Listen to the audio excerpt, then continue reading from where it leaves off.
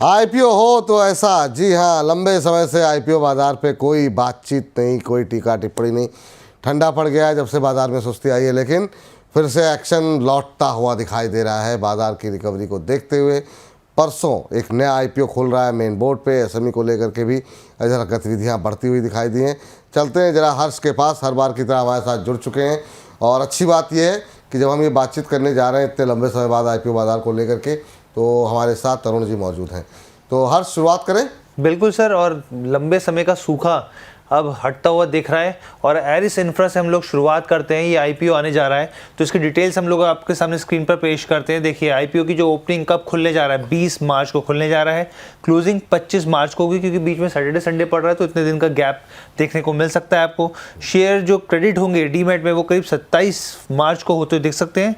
ये टेंटेटिव है लिस्टिंग की डेट, माना जा रहा है कि 28 मार्च को आप इसकी लिस्टिंग होती हुई देख सकते हैं। अब हम लोग अगले पॉइंट्स रखते हैं ताकि व्यूअर्स को और क्लैरिटी मिल सके कि प्राइस बैंड को लेके देखिए कोई ऐलान होता हुआ नहीं दिखा है अभी तक, इसलिए हम लोगों ने इसकी जानकारी साझा नहीं करी है। जो बुक बिल्ड है वो करीब 2.86 करोड़ का है। करीब यहाँ पे समझिए कि 2 करोड़ 86 लाख नए शेयर्स यहाँ पे जारी किए जाएंगे। इशू के जरिए 600 करोड़ जुटाने का लक्ष्य है और बिल्कुल भी ऑफर फॉर सेल नहीं होगा यहाँ पर। अब हम लोग फंडामेंटल्स दिखा देते हैं एक बार। तो देखिए सबसे पहले आपको कंपनी के बारे में जानना चाहिए। 2021 में स्टैब्लिश हुई ये कंपनी बहुत पुरानी नहीं है। अगर आप देखें जो B2B करती है, बेसिकली बिजनेस टू बिजनेस इसका पूरा मॉडल है, बिजनेस मॉडल है। इसमें क्या करते हैं ये लोग, कोई अगर किसी कंपनी को मटेरियल चाहिए या इंफ्रास्ट्रक्चर से जुड़ी हुई है तो उसके लिए क्या करते हैं कंपनी, ये तो फाइनेंस की सुविधा देते हैं या फिर इसके अलावा और भी मटेरियल या फिर कुछ और सुविधाएं जो है वो मुहैया कराते हैं। अब हम लोग पीरियड आपको दिखाते हैं। देखिए 3 साल का आपके सामने लेखा जोखा है इसका। एसेट्स की बात करते हैं सबसे पहले। 2022 में 334 करोड़ का यहाँ पे इसके जो एसेट्स थे वो बढ़कर 394 करोड़ 394 करोड़ हो गए 31 मार्च 2023 तक। उसके बाद ये बढ़ते बढ़ते यहाँ पे करीब 500 करोड़ के आसपास 31 मार्च 2024 तक एसेट्स, यानी कि एसेट्स में बढ़ोतरी देखने को मिल रही है। अब हम लोग रेवेन्यू की बात करते हैं। यहाँ पे रेवेन्यू के मोर्चे पर अगर आप देखें तो 453 करोड़ से यहाँ पे देखने को मिला था 2022 में, उससे बढ़कर फिर 754 करोड़ हुआ और 2024 में 31 मार्च तक 702 करोड़ पे पहुंच गया। अब प्रॉफिट आफ्टर टैक्स की बात करते हैं, पैट की, तो यहाँ स्थिति थोड़ी सी डमाडोल है। कैसे डमाडोल है, तो देखिए आपके सामने 2022 तक नेगेटिव था, यहाँ पे करीब 6.5 करोड़ के आसपास था। उसके बाद 2023 आया, 31 मार्च 2023, तो ये बढ़कर 15 करोड़ हो गया और अब 31 मार्च 2024 तक ये प्रॉफिट आफ्टर टैक्स माइनस में 17 करोड़ हो गया, यानी कि नुकसान यहाँ पे साफ तौर पे झेलने को मिल रहा है। अब नेटवर्थ की बात कर लेते हैं। 140 करोड़ नेटवर्थ 2022 में थी, वहाँ से वो गिर गई 2023 में 104 करोड़ की हो गई और अब 141 करोड़, यानी कि 2022 में जहाँ पे शुरू हुए थे वहीं पहुँच गए। 31 मार्च 2024 में 141 करोड़ की इनकी नेटवर्थ है। तो ये पूरा आईपीओ से जुड़ी जानकारी है और फिर हम दूसरे आईपीओ की बात करेंगे। जी जी जी, अरुण सर, क्या नज़रें पड़ी क्या आपकी? हालांकि अभी परसों आना है, डेट तो आ गई है, लेकिन अभी तक प्राइस बैंड वगैरह नहीं आया है, तो कुछ जानकारी आपके पास, आप कुछ सलाह देंगे इस पर? सर इस पे सलाह इसलिए नहीं दूंगा, जो डेटा हर्ष ने दिया है उसके हिसाब से मोटा मोटी ये समझ में आता है कि 310-320 रुपए के आसपास का ये प्राइस बैंड होगा। ये एक तरह का प्लेटफॉर्म है जहां पर आपको सामान मिलता है और आप जो खरीदना चाहते हो वो आपको उधार पर भी मिल सकता है ये कंपनी के जरिए। ये धंधा अभी तक जो है टेक ऑफ नहीं हुआ है इंडिया में, जिस हिसाब से इसकी सेल्स ग्रोथ आप देख रहे हो और प्रॉफिटेबिलिटी भी अभी तक नहीं आई है, तो ये एक छोटी कंपनी मानी जाती है। और जिस हिसाब से टर्नओवर के सामने ये कंपनी फ्रेश पैसा जुटा रही है, ये एक बड़ा पैसा माना जाएगा।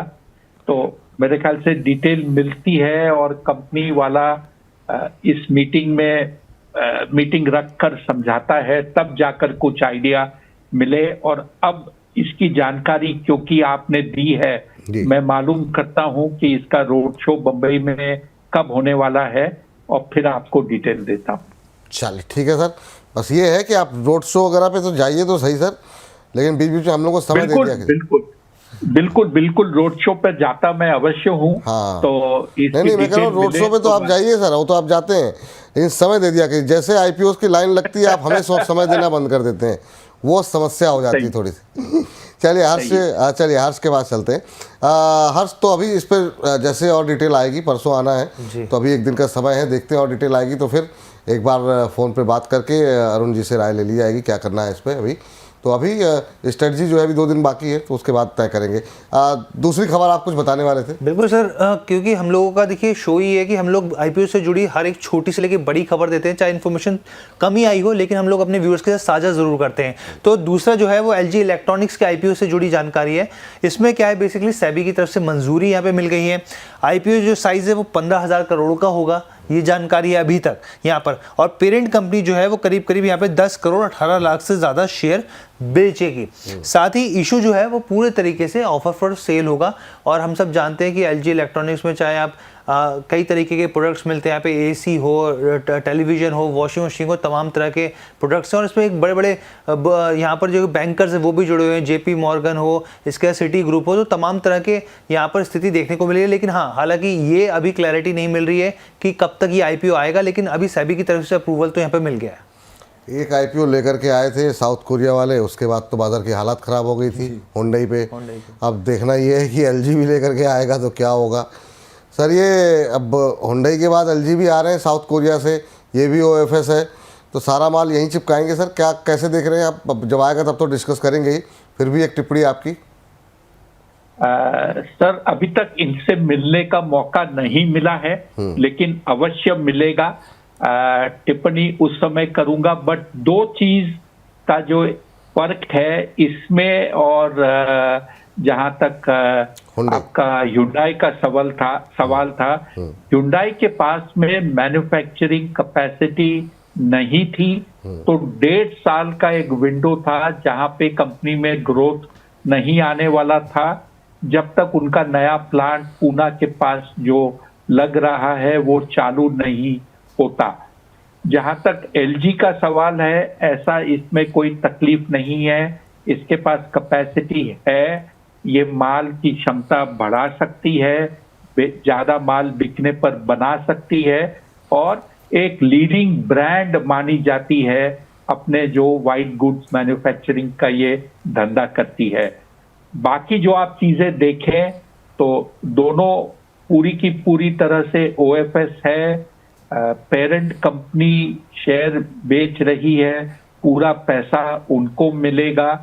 अब प्राइस जो आएगी उससे तय होगा कि क्या टेबल पर पैसा छोड़ा गया है और निवेशक को कुछ पैसा बनेगा या नहीं बनेगा।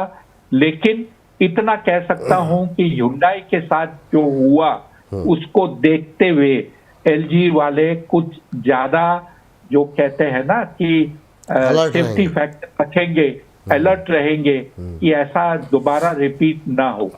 बिल्कुल सर, अब जब आईपीओ आएगा तब देखा जाएगा।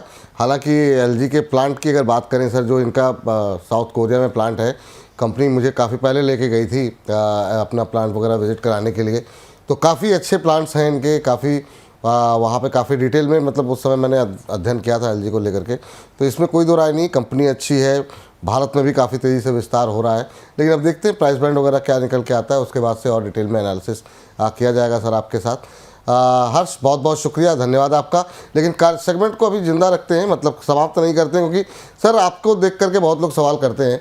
सत्यम रावल जी का एक टिप्पणी आ गई है और वो कह रहे हैं कि एनबीसीसी, सीजल और एफकॉन्स, ये 3 जो है हाल की जो लिस्टिंग हैं उस पर वो जानना चाह रहे हैं कि क्या किसी में बाय अपॉर्चुनिटी यहाँ पर है क्या। सीजल और एफकॉन्स हाल की लिस्टिंग है और एनबीसीसी पे भी हम लोग बात भी कर रहे थे, एक खबर आई थी, तो उसको अगर आप हम इसी सेगमेंट में ही समेट दें तो ज़्यादा बेहतर रहेगा। ये सीजल और एफकॉन्स में, एफकॉन्स तो शायद आप विजिट करने भी गए थे सर। सर एफकॉन विजिट करने भी गया था और जो चेनाब रिवर पे जो विश्व का सबसे ऊंचा ब्रिज बना है रिवर पे, वो देखने का सौभाग्य प्राप्त हुआ था। वो आपकी फोटो देखी सर हमने, बहुत अच्छी लग रही थी। और वो देखकर इतना मैं कह सकता हूं कि जो बोलते हैं ना, गर्व से मैं कह सकता हूं कि बड़ा शानदार प्रोजेक्ट देखने को मिला। जहां तक दोनों कंपनियों का सवाल है, प्रदर्शन अच्छा है। क्योंकि झारखंड और दो स्टेट्स में चुनाव हुए थे, तो सीगल को जो कुछ प्रोजेक्ट्स अवार्ड हुए थे उनकी जो डीम्ड डेट होती है शुरुआत की, उसमें डिले हुआ था। इसके कारण कुछ कंपनी को तकलीफें आई थी शॉर्ट टर्म, बट प्रदर्शन अच्छा है। शेयर का भाव कब रिफ्लेक्ट करता है ये समय बताएगा। तिमाही नतीजों का वेट करना चाहिए, शायद ये नतीजों के बाद में आपको कुछ अपॉर्चुनिटी बेटर मिले। ठीक, और सीजल में भी सर नतीजों के बाद ही वेट मैं सीगल की ही बात कर रहा था कि झारखंड में उनको जो प्रोजेक्ट मिले हैं उसमें थोड़ा सा डिले हुआ है। एफकॉन का जो एक इश्यू है, उसके पेरेंट का रीफाइनेंसिंग ऑफ डेट का मामला चल रहा है, वो क्लैरिफाई हो जाए तो बहुत कुछ चेंज देखने को मिल सकता है। ठीक, तो उम्मीद करते हैं आप लोग को उत्तर मिल गया होगा। सर अब इस सेगमेंट को भी करते हैं यहीं पर समाप्त।